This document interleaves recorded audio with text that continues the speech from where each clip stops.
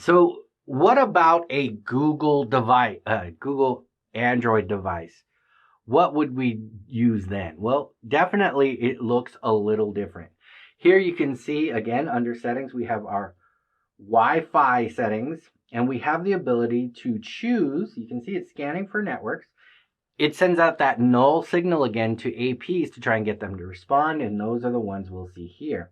Now, in order to connect, we must make sure that the Wi-Fi is on. You see here that those with the locks, again, are secured. This is an open network. I don't like that. But we see we have Office, Office 2, and all of those available. If I wanted to connect to Office 2, I would click on Office 2 with my finger, touchscreen obviously here for this Android device, enter the password, and then I can choose Show Advanced Options if I want. Now, you can see that once I do click Connect after putting in the password, it'll show my status, the signal strength, the link speed, the security we're using, and the IP address. Okay, so it says WPA or WPA2 PSK. Time out for a second. I'm going to give you a second to answer this. What does that mean?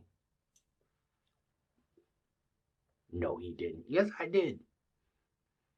What do you know? Tell me what you know. It says WPA or WPA2 PSK. First off, what's the PSK stand for? PSK, pre-shared key. It's a little throwback to some of the other lessons in this group of lessons about wireless. If you don't know that, you need to go back and study.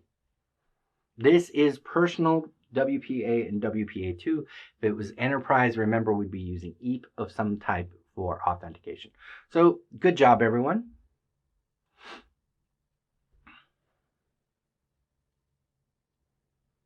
Now, it's important to note that Android supports EAP, TLS, and BEEP.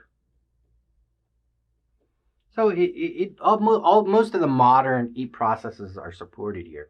So what if I wanted to join something else? Ooh. See, Office 2, WPA, WPA2, enter password. Show advanced options. I have the ability to set up my proxy. I have the ability to set up my DHCP if I want to. I could also set this at static if I wanted to statically assign the IP address. And then here's my connection information again.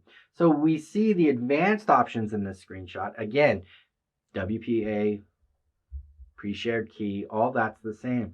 But what if I had a specific enterprise level connection that I was using for my Android device? So here we have the SSID. Now we need to put in our method of authentication. Remember, this comes from the server.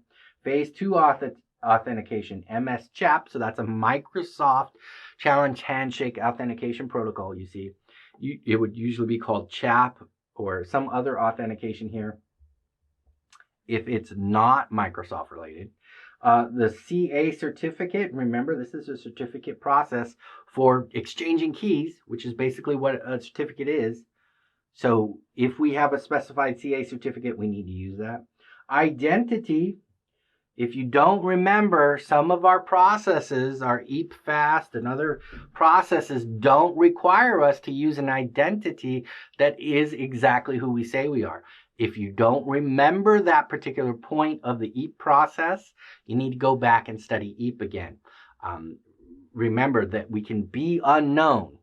As long as we get the public key of the server, we can then communicate to the server, and no one will be able to read the other side because they're asymmetric keys. They're not symmetric.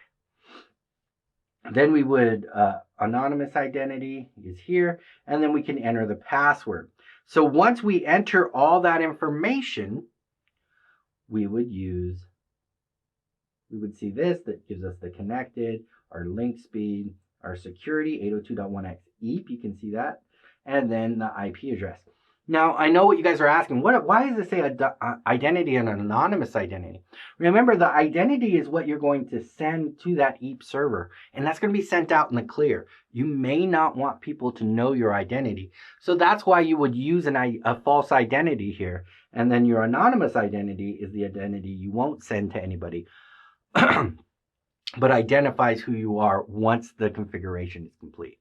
So somebody at somewhere.com, doesn't matter, does not have to represent this device accurately during this enterprise configuration. So I hope you enjoyed that little Android connection process. We talked about how to connect to a personal wireless. Right here, we talked about how to connect to a personal pre-shared key environment with some advanced settings like your proxy and IP settings. And then we talked about connecting to an enterprise environment using MS-CHAP or PEEP, and then using our password and then maintaining that connection. What is the information for that connection? Remember, this has to match the authentication on the server side. Otherwise, you're speaking two different languages.